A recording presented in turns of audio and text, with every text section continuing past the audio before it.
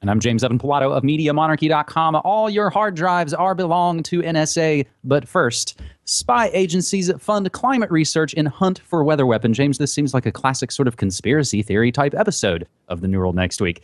We'll take this article from The Guardian. A senior U.S. scientist has expressed concern that the intelligence services are funding climate change research to learn if new technologies could be used as potential weapons. Alan Robach, climate scientist at Rutgers in Jersey, has called on secretive government agencies to be open about their interest in radical work that explores how to alter the world's climate. Robach, who has contributed to reports for the Intergovernmental Panel on Climate Change, IPCC, uses computer models to study how stratospheric aerosols could cool the planet in the way massive volcanic eruptions do. But he was worried about who would control such climate-altering technologies should they prove effective. He told the American Association for the Advancement of Science in San Jose. Last week, the National Academy of Sciences published a 2-volume report on different approaches to tackling climate change. One focused on means to remove carbon dioxide from the atmosphere, the other on ways to change clouds or the Earth's surface to make them reflect more sunlight out to space. A report back in 2009 by the Royal Society made similar recommendations. The $600,000 report, the National Academy of Sciences report, was part funded by the U.S. intelligence services. But Robach said the CIA and other agencies had not fully explained their interest in the work. Quote, "The CIA was a major funder of the National Academy's report, so that makes me really worried who's going to be in control," Robach said. Other funders included NASA, the U.S. Department of Energy, and NOAA, that's the National Oceanic and Atmospheric Administration. So another way you could put this and summarize it is CIA funding geoengineering to weaponize weather. James? James, this strikes me as one of those types of stories that provides the perfect window into the insane disconnect between reality and actual reality, by which I mean there's the reality we're all supposed to believe in which weather modification is crazy science fiction stuff, and what are you talking about? That's insane. And then there's the reality in which not only the CIA but various other branches of the U.S. government and one can presume scientific organizations from around the world have been seriously studying this idea for at the very least decades. And again, we don't have to speculate about that. There's ample historical documentary evidence of that we can find in articles like the one that was recently released on activistpost.com by previous Corbett Report guest Peter Kirby, entitled "Chemtrails Exposed: A History of the New Manhattan Project," which is a very, very thorough article going through decades and decades of documents talking about proposals for stratospheric spraying things in the sky, in the clouds, cloud seeding, this type of thing, as a way of controlling the weather. And in fact, as that 1996 U.S. military document, which has become somewhat famous, is called "Weather as a Force Multiplier: Owning the Weather in 2025." Again, that was from 1996, and there's plenty of other documents like that have been kicking around for decades. It makes perfect sense that the CIA and every other branch of the US government and military would be extremely interested in this technology and would presumably be working on it, and presumably in secret, because they don't want other countries to know about that research. So why on earth should it surprise us that the CIA is suddenly always so interested in climate change and these ideas and funding all of these projects? Of course they have a vested interest in this, but you're not supposed to believe that, because that's crazy talk, right? It's crazy talk that they put in, wacky movies, and you enjoy it while eating popcorn, but are laughed at if it's ever brought up in polite company, as they say. So you said this goes back at least decades. So we'll include a flashback to what was called Operation Popeye, weaponized weather during the Vietnam War. So that's already 4+ decades there, James. One last related, I think, sets up our second story this week quite well, but it still relates back to the weather weaponization. And it's from Zero Hedge. CIA accuses Russia of manipulating the world's weather. So within this report, you see a sort of he said, she said, they're doing it, so we should too, and the back and the forth.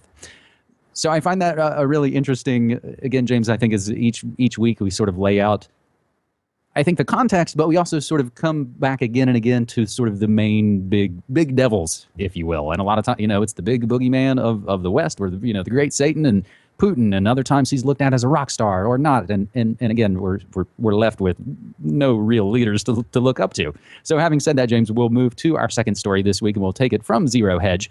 Moscow-based security firm reveals biggest NSA-based backdoor exploit ever.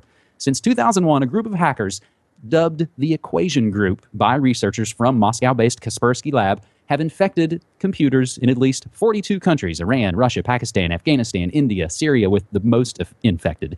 in what Ars Technica calls, quote, superhuman technical feats, indicating extraordinary skill and unlimited resources. These exploits, including the prized technique of creating a secret storage vault that survives military-grade disk wiping and reformatting, and it covers every hard drive manufacturer and have many similar characteristics to the infamous NSA-led Stuxnet virus. So, according to Kaspersky, the spies made a technological breakthrough by figuring out how to lodge malicious software in the obscure code called firmware. Folks have probably run into that before, and it's the kind of thing I think novice or average computer users will run into and go, oh, geez, that's over my head. I'm not going to mess with that.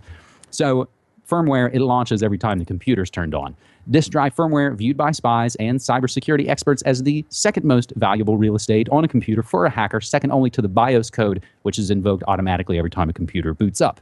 Lead Kaspersky researcher Kostin Ryu said in an interview, quote, the hardware will be able to infect the computer over and over.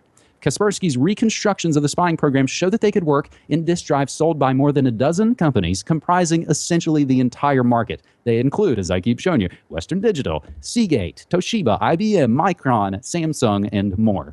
The group used a variety of means to spread other spying programs, such as by compromising jihadist websites, infecting USB sticks and CDs, and developing a self-spreading computer worm called Fanny. Fanny was like Stuxnet in that it exploited two of the same undisclosed software flaws known as 0 days, which strongly suggest collaboration by the authors of Fanny, the authors of Stuxnet. Ryu added that it was quite possible that the Equation Group used Fanny to scout out targets for Stuxnet in Iran and spread that virus, which, as Reuters reports, strongly suggests the extraordinary skills and unlimited resources were funded by the NSA. James? This has been a pretty massive story this week, and a lot to go through. And again, like we'll always say, we leave all the notes, we give you all the links, you have to go do more research for yourself. But it's interesting how even in the description, we go from talking about compromising jihadist websites, which sounds like, oh, we're doing it to fight the terrorist, and it's also on your hard drive that's on your desk to hold some crappy MP3s. James? Exactly right, and think of that range of activities that are made possible by these types of hacks, and let's tie that in with a completely different story that's also being reported at the moment. Bank hackers steal millions via malware. Talking about the same Kaspersky lab that was investigating what is being called one of the greatest bank heists in history, although no one even knew it was happening when it was happening. Basically, talking about this cyber gang that managed to inject malware into various banking computer systems in multiple financial institutions around the world, but mostly in Russia, interestingly. And basically, they were able to pilfer hundreds of millions, maybe as much as $1 billion out the back door of these banks without the banks even really knowing what was happening when it was happening. A pretty amazing thing to achieve. And if you read about how that was done and the type of operation, I mean, this was not just some script kiddies. This was a very, very detailed and complex operation.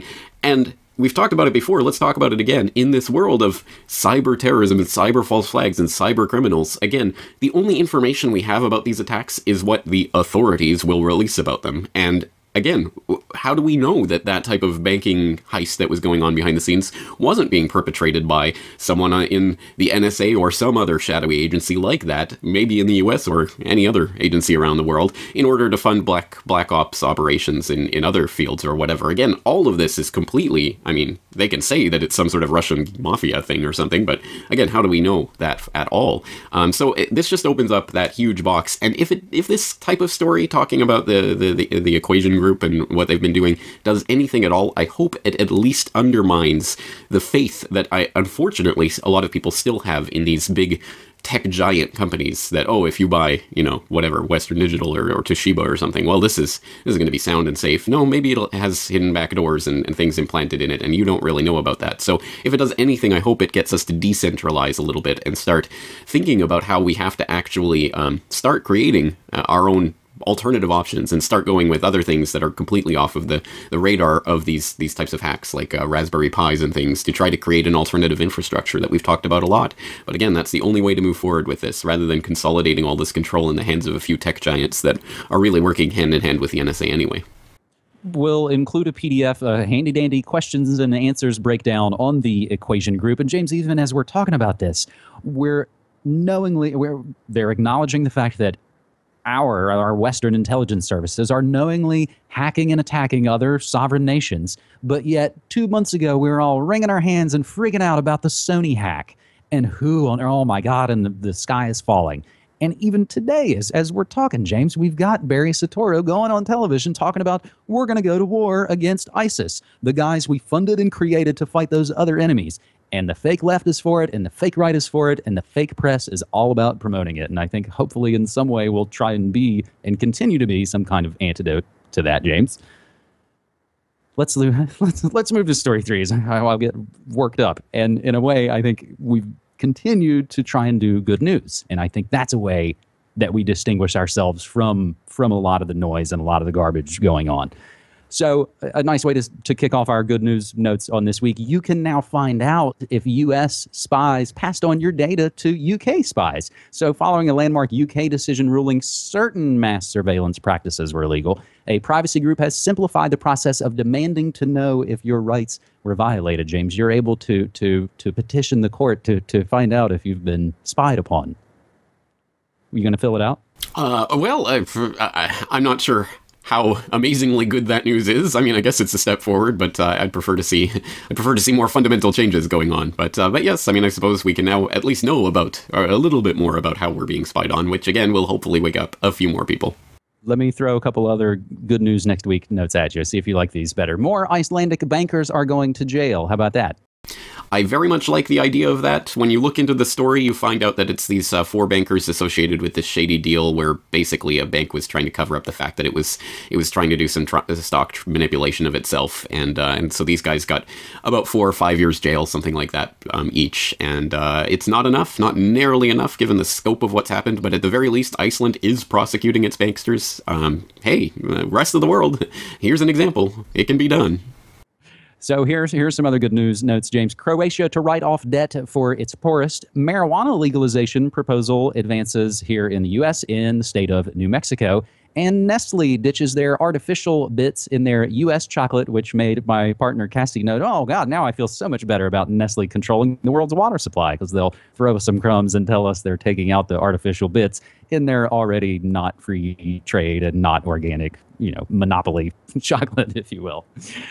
Columnist resigns from the Telegraph stating, quote, the coverage of HSBC in Britain's Daily Telegraph is a fraud on its readers. And James, a lot of these good news stories, in a way, are follow-ups and updates to stories that we do follow week in, week out for folks here on New World Next Week. And just the last thing I want to note, it's been kind of an interesting day here in Oregon as we've had our governor resigned last Friday, the 13th. And most of the headlines around, or at least on places like Drudge and even from other places like Counterpunch, noted Oregon's governor undone by green schemes. And we'll include an article from Counterpunch called Green Crony Capitalism, Oregon's ex-governor and the greenwash grifters. This is essentially where our now ex-governor let his fiancée peddle influence within the office of the governor so that she could funnel money to her pet green projects, which, if you know anything about Oregon, is like shooting ducks in a barrel, because we're all about trying to be green at any cost. So I think it's a really an interesting story. And in a way, James, I mean, this is something we should probably get into in some other avenue. I see the story of, her name's Sylvia Hayes, is the one who's probably going to jail for taking down, in a way, her fiance, the ex-governor of Oregon, John Kitzhaber. I almost see her in some way as some type of analogy to the stories we've just discussed in some way. You're taking someone who sees an interest or a situation or something that has real reality to it, that whether that's environment or technology or what have you, and exploiting that and exploiting fears and exploiting the money, which is essentially the answer to 99 out of 100 questions. I see in some way the Sylvia Hayes story as a microcosm to what we see going on in the larger world. And so I think ultimately what we say all the time, it's like, yes, your governments are corrupt, your banks, your schools, your churches, it's all completely corrupt. And the fastest, best thing we can do is to completely withdraw our consent and our actions with those.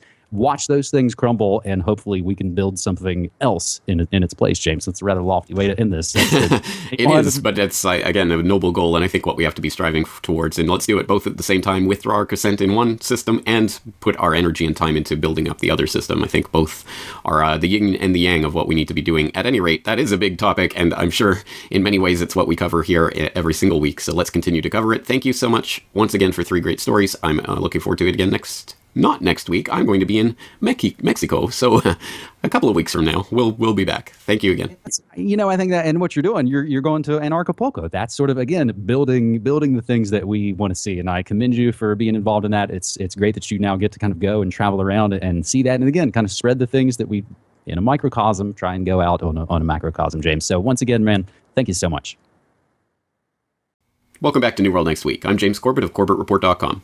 And I'm James Evan Pilato of MediaMonarchy.com. All your hard drives belong to NSA. But first, spy agencies fund climate research in hunt for weather weapon. James, this seems like a classic sort of conspiracy theory type episode of the New World Next Week. We'll take this article from The Guardian. A senior U.S. scientist has expressed concern that the intelligence services are funding climate change research to learn if new technologies could be used as potential weapons. Alan Robach, climate scientist at Rutgers in Jersey, has called on secretive government agencies to be open about their interest in radical work that explores how to alter the world's climate.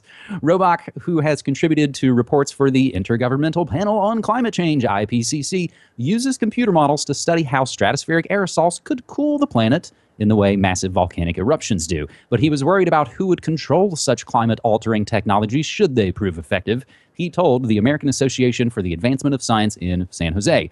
Last week, the National Academy of Sciences published a 2-volume report on different approaches to tackling climate change. One focused on means to remove carbon dioxide from the atmosphere, the other on ways to change clouds or the Earth's surface to make them reflect more sunlight out to space. A report back in 2009 by the Royal Society made similar recommendations. The $600,000 report, the National Academy of Sciences report, was part funded by the U.S. intelligence services. But Robach said the CIA and other agencies had not fully explained their interest in the work. Quote, "The CIA was a major funder of the National Academy's report, so that makes me really worried who's going to be in control," Robach said. Other funders included NASA, the U.S. Department of Energy, and NOAA, that's the National Oceanic and Atmospheric Administration. So another way you could put this and summarize it is CIA funding geoengineering to weaponize weather. James? James, this strikes me as one of those types of stories that provides the perfect window into the insane disconnect between reality and actual reality, by which I mean there's the reality we're all supposed to believe in which weather modification is crazy science fiction stuff. And what are you talking about? That's insane. And then there's the reality in which not only the CIA, but various other branches of the U.S.